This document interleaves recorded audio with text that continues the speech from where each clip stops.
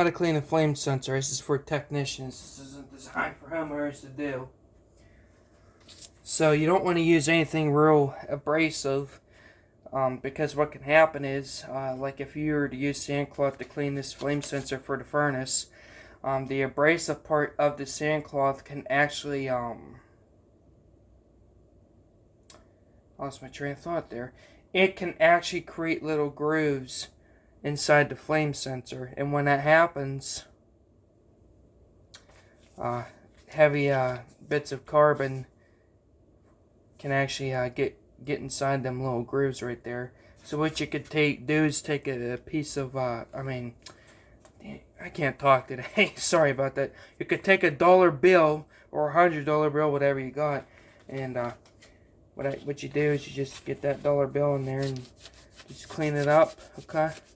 And you can spin it around a few times to make sure it's really good.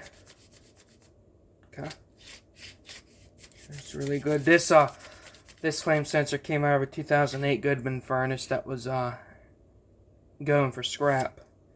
So if you could tell, but this flame sensor I don't think was ever cleaned, and it should have been, but I don't think anyone ever did maintenance on the furnace, so I think this is pretty sooted up. But that's how you would clean a flame sensor, okay? Alright, please like and subscribe.